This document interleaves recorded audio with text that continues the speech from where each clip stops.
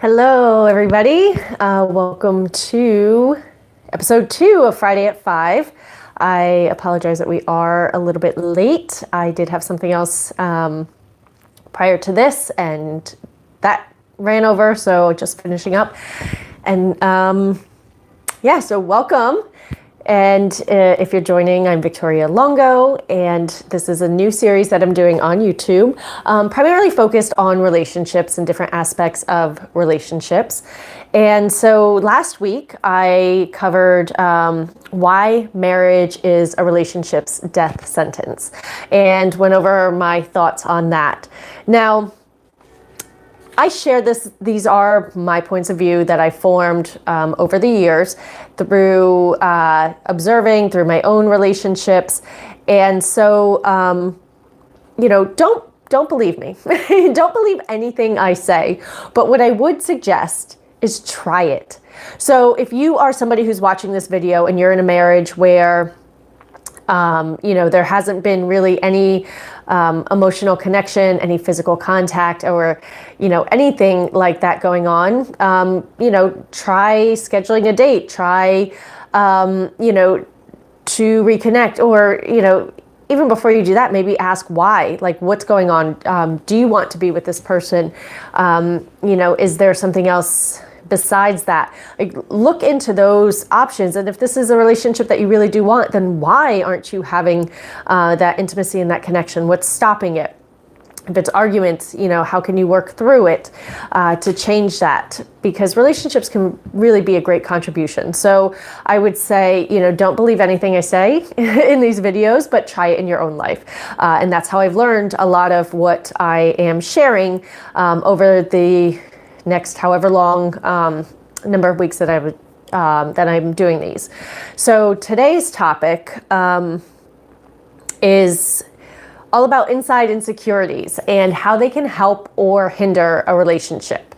And I've seen a lot over the years. I have a lot of male friends. I developed a lot of male friends early on in high school because I really had a hard time interacting with females and with women, and had a lot of difficulty getting along with them. So it was easier for me to be with men because they didn't have the drama and the bickering and the pettiness and the backstabbing. They were just there to have a good time, and they liked you or they didn't, and there really wasn't any hidden motive.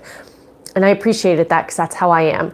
So, I've since attracted a large number of female friends who I love beyond words. They are some of the most amazing human beings in my life. But I will say, over the years, over the years from having male friends, you get to see insecurities, especially when those male friends get, girlfriends or wives or start relationships. And even for myself, there were certain points of view that I formed in my first, couple of relationships, that definitely changed over the years because I did do some work for myself. Now, one of the biggest things, and I do have some notes because this is a topic that it really can change more than just the relationship that you're in.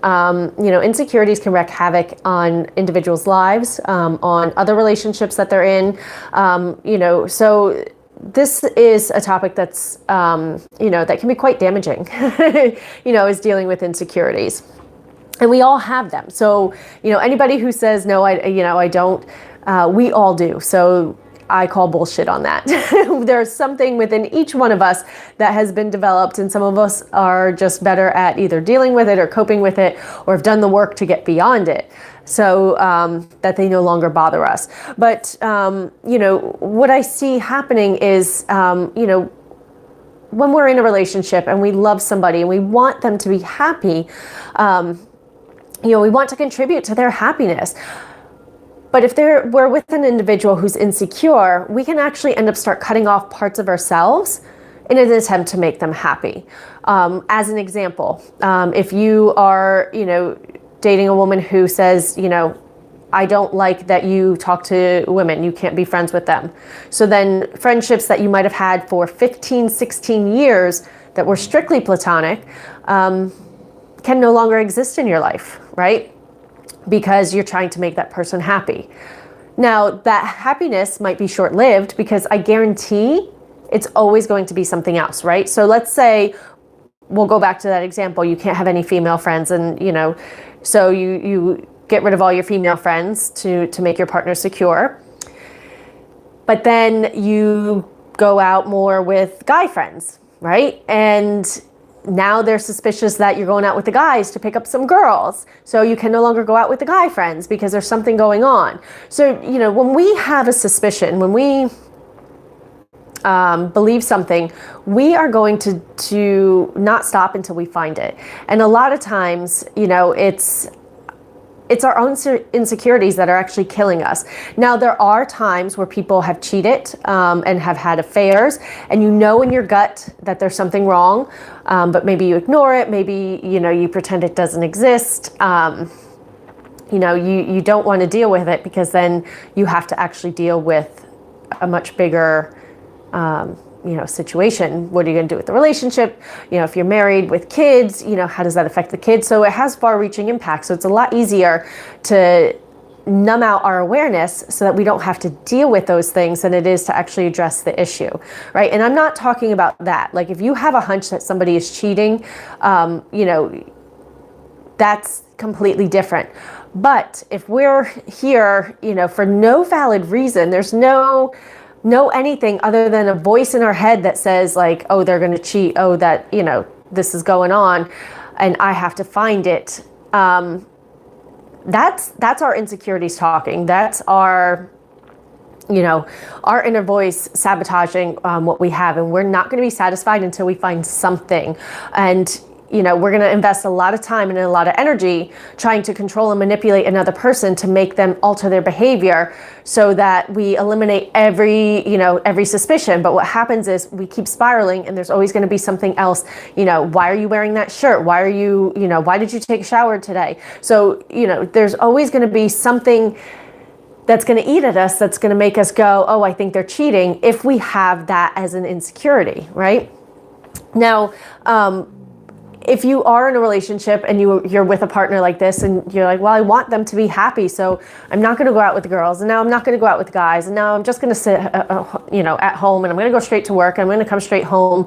Like, that fucking sucks, man, for you. One, because, we really are cutting off who we are as an individual. And a relationship is made up of two people, not one person, two people. So there's two people in a relationship that have interests, that have,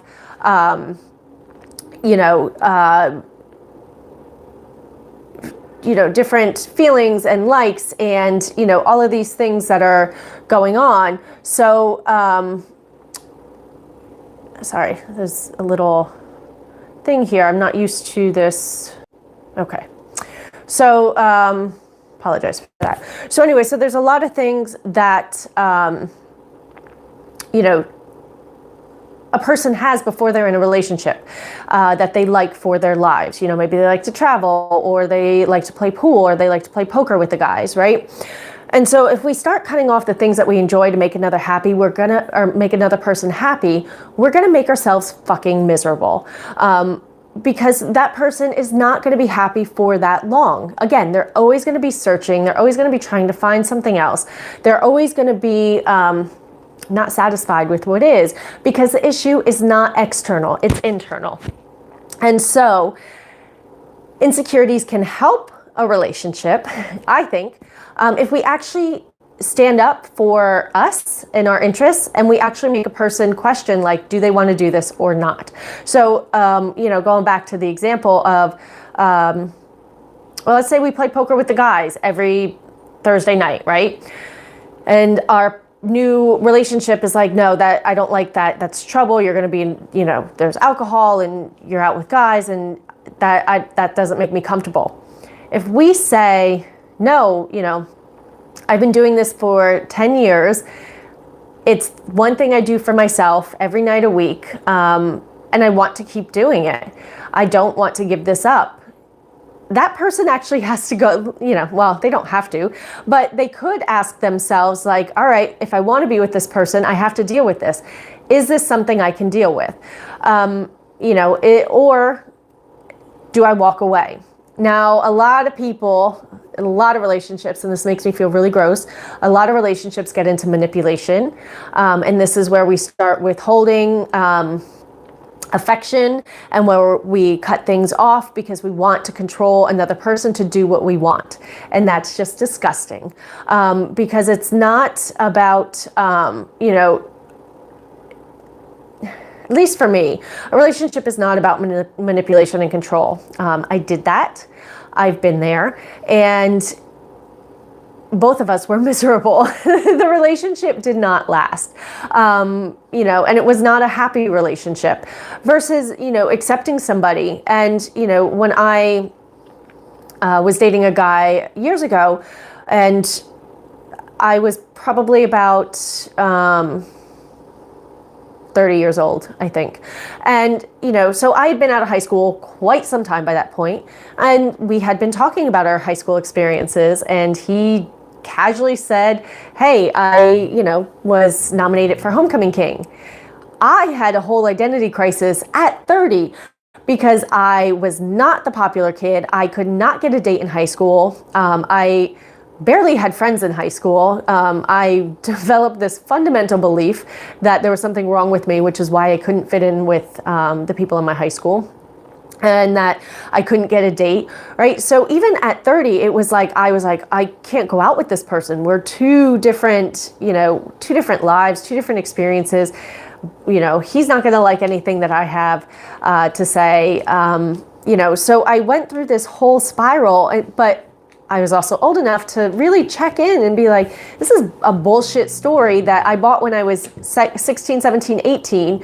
It's time for it to go. Like, I can be in this relationship. I am definitely good enough to be with this person, right? So in that case, rather than, because he was the same person probably now that he was in high school, where he's very outgoing and, knew a lot of people. And, from my high school experience, the people who were homecoming king, homecoming queen, or prom king and queen were the ones, that were popular, that were outgoing, that were friendly.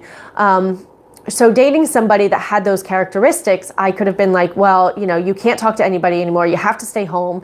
You have to go to bed when I go to bed. But it really was a chance for me to look at myself and say, where is this coming from? One, is it true? And it, of course, wasn't, because there was, I'm not in high school and there's nothing wrong with me. So, I really had to check myself and be like, he can continue to be the person he is, because that's who I fell in love with, or that's who I, really was attracted to, was the qualities that made him who he was, right? So why do I want to change them? And this is a thing that took me years to switch, because I always thought getting into a relationship, they got to be a fixer-upper, right? They have some good qualities, but you can work on the rest. And this is where also insecurities play a big role, right? Because if we're settling for somebody that has a couple of good qualities that we want to change and manipulate them, the rest of them, the way I look at it, it's because we actually don't believe that there's anybody else for us. So we have to settle for what's in front of us, rather than trusting that we are actually good enough to attract somebody that's going to be interested in, interested in us, and that we're interested in, that we don't have to change, that we don't have to settle for, that we don't have to alter to enjoy being with them, right? So I think that's a big indicator if, if you're in a relationship and you're kind of going, well, I wish that they did this, I wish they did that, and you don't really like who they are, and you're constantly wishing they change, but, maybe look at your own insecurities and see, why are you staying then? Why are you with somebody that you don't really enjoy? Do you really have the confidence that there is somebody else out there for you? Or are you just settling because you think it's the best you can get? And that's what you have to deal with, right? So insecurities are on both ends because we have two people with two different backgrounds, two different lifestyles and life history and things that are going on coming into a relationship together. And again, it can be a real contribution when you're coming from a space of appreciating the person and liking them and not wanting to change them. Now, this is something that, I have talked about quite a bit with people, is about compromising in a relationship. I am all for compromise. I'm all for, hey, I don't really like basketball, but I'm going to go to a basketball game tonight because that's something you enjoy. And then next week we can go ice skating because that's something I enjoy, right? Compromise on the activities. Compromise on seeing an action movie. Do not compromise on qualities. Do not compromise on what you want. If you want a child and this person is saying they don't think they do not stay and hope and wish that they're going to change their mind, because I guarantee at 10 years, 5 years, 3 years down the road, you're going to end up resenting them because you wanted this all along, and it's not going to turn into responsibility on you that you stayed in this relationship when they said they didn't want it. It's probably going to turn into a blame game of, I didn't have children because of you. You're the reason that I don't have children. I wanted children. Even though this person may have said from the beginning they don't think they do, if you settled to stay with them hoping and wishing they would change, that fault lies on you. I'm sorry. I've been in Brooklyn long enough. I got to tell it the way it is. And I'm all for empowering people, because guess what? There is somebody out there that's going to want to have a child with you that you don't have to compromise, and then you don't have to settle. It's just, again, going into your own insecurities. Do you really think and believe that there's somebody else out there for you? And a lot of people get hung up on that. A lot of people, because, when it comes to dating, there's this mentality that there's not a lot of fish in the sea. All the good ones are taken. There's so much crap that's out there. And so, we might date and we have bad dates, and see, they were right. See, there is nobody out there. So this is, he's not everything I want. And, she does this and I wish she didn't, but guess what? I'm not going to find anybody else. So I might as well just stay with them and make the best of it. And that's the worst thing you can do, from my personal experience, because I did that for 8.5 years. And again, I was fucking miserable at the end of 8.5 years. And I swear, this is why there's so many bitter people that are, when I worked in a corporation, it was so miserable. Everybody was chained to a cubicle, right? All they lived for was their kids, except their kids turned 14, 15, 16, got their own lives, didn't want to stay at home with them anymore, and they had let all their friends go. They had given up so much of their lives and sacrificed so much of their lives for this child that's now trying to live their own life, that they were fucking miserable. And again, this is my own point of view, but this is what I had observed for my 10 years that I spent working at a corporation, stuck in a cubicle. It was, I heard almost all the time people complaining about their spouses, people complaining about, their kids never being home, their kids not appreciating them, people complaining about the life that they chose. Now, times are different. So I will say there was a time that you really settled for what was in front of you. You were... And it wasn't very long ago, right? You basically, whoever was in front of you, maybe your family chose them, maybe they didn't, but whoever, you got stuck with, you did way for security reasons, right? There was also the financial security piece. So you want to choose somebody that's going to be able to provide you with that, because there was a period of time, again, not so long ago, that women were not able to provide that for themselves, or not as effectively as they could now. So times have changed a lot. And so I get that a lot of the people that I encountered were, raised during a time where they didn't have the options and they had to settle. But that's no longer the case. And I do think that that's why the divorce rate is so high. And again, my own personal point of view, but I think we're still training our, society is training us that the marriage and kids, as soon as you're done with college, who cares what you went for, marriage and kids. And it doesn't have to be that way, because women can have careers now. Women can have a successful life. And if you're settling for the person that you're with in college, when you're really just getting started in your life and you're really just getting started figuring out who you are, at least I was. Like, high school was a shit show for me. And it was not a good period of my life, and I blocked out probably most of it. I was not a nice person, and I was not treated kindly. So those are my memories from high school. So for me, college was really the first time that I had my independence, that I'm figuring myself out. And, I do think it's that way for a lot of people.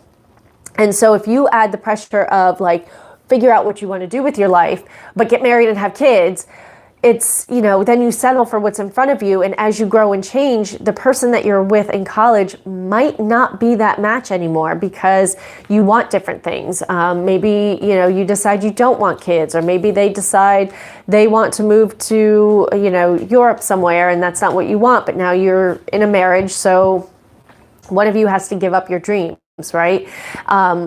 And for me, I really am all about empowering people to be who they are and to live the life they want, because I guarantee, again, I am psychic. I can see all these different pieces, and I know that there is a match for every single person out there. Every single person has somebody that's a complement to them, that's a contribution to them. It's just a matter of if you are going to have the confidence and belief in yourself that you're going to be able to find them. And, it's, if you are in a relationship and you feel like you have settled and this is it, well, the choice is yours. You can stay and continue making the best of it, or you can leave. That choice is on you. Nobody is forcing either one. And again, I touched on this last week. You might think you're doing the person a favor by staying with them, but is it really a kindness to be with somebody that you don't want them to touch you, or you can't stand to be around them for an extended period of time? Is that a kindness? Because I guarantee they feel it. Energy speaks. Energy speaks volumes, and that's there's a quote saying I can't understand the words that are coming out of your mouth because who you're being speaks so loudly, something along those lines. And it's so true. Look at the conflict in a relationship. If you say, especially to a woman, "What's wrong?" "I'm fine." The energy is so thick, and I'm guilty of this. Even to this day, I am guilty of this. Now, sometimes it's just, I don't know how to verbalize what I'm feeling. Sometimes I just don't want to talk about it right now, and I just want to make it go away. So I say I'm fine. But he knows that I am anything but fine, right? There's a wall up. There's no joy in my space. I am not smiling. I am not laughing. And my "I'm fine" is very harsh and to the point. So my energy is very much the opposite of me being fine. This is me being fine, right? So energy speaks. And I don't think it's a kindness to be with somebody when you are not wanting to spend time with that person, because they're going to feel it. They're going to feel it intuitively. And I do 100% believe we're all psychic. It's just we're all taught not to be. We're all taught to use our heads. We're all taught out of it. And it creates a lot of conflict in our lives, because our heads can get us in trouble. Our heads create the insecurities. Our heads create the stories, that can damage the relationships. The voices in our heads are the ones that are telling us that, we're not good enough, and that, except they don't come out that way, right? The voice isn't always, "You're not good enough." The voice is probably like, "Well, why does he need to go out to the bar to play poker every Thursday? He's probably got a hot bartender that he wants to go home with, and that's why he's going out there," right? Never is it about, well, I won't say never, but a lot of times it's not about, am I good enough?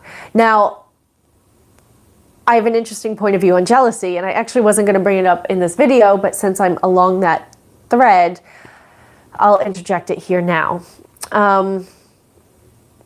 I used to struggle a lot with jealousy. Obviously, if I thought there was something fundamentally wrong with me, then everybody else was better than me, right? Except it was really just, I didn't know what was wrong with me that I couldn't fit in.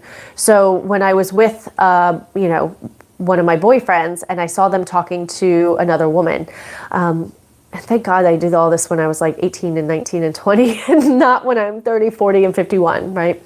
Although it's not too late to change. But when I was, 18, 19, and I saw my boyfriend talking to somebody else, and that's not true. I have had bouts of jealousy more recently. Just as a side note, I'm not perfect, but I've come a long way. So anyway, point being, I saw my boyfriend, talking to somebody, and I would immediately get full of rage, right? And just be like, why is he talking to her? Like, who does she think she is? Oh, look at her. She thinks she's so pretty. Oh, when I actually broke it down, and I got this a couple years ago, maybe about 6 years ago. The reason that I got that way is because I thought that my boyfriend at the time, was going to go with her, right? And be attracted with her, whether he's going to go have sex with her, be in a relationship with her. That was why I was jealous of him talking to her. That was my underlying fear, which means that if I think that he's going to go with her, she is better than I am because he's currently with me. So if he's going to leave me to go with her and whatever he's going to do with her, it makes her better than me. And when I got that, when I really got that, I really was like, I can't, nobody is better than me. Sorry about that. I won't say nobody's better than me, but for the person that I'm with, like when I got what I was really doing was thinking that that person was better than I was. They would be a better match for my partner. That was why my partner was going to go with them and not stay with me. It was like, what the fuck? Like, how messed up is that? So after that, I really switched my point of view of like, well, he can talk to that person, but I know that I'm the best person I can be, and I'm the best for him and this relationship. So he could do whatever he wants, and if he does choose to go over there, I don't have to stay because there's somebody else that's going to be, that's going to want me and what I'm offering. I don't want to be with somebody that I have to convince to have a relationship with me because that's exhausting. Just as it's exhausting to begin cutting off parts of ourselves to actually try and make somebody else happy. It's impossible to sustain for the long term because we really, really do a lot of damage to ourselves. So I think that wraps up everything I wanted to say about insecurities. I know that it took a couple of different tangents, but it is a topic that is pretty intertwined with a lot of other things, right? Because if we're secure in ourselves, then jealousy doesn't exist, right? Because we're not thinking that everybody is better than us. And for the record, I do believe that men and women can have platonic relationships and that there's not always sex. And I will also say that there's a difference if you're actually having sex at home versus, being in a relationship that is non-physical.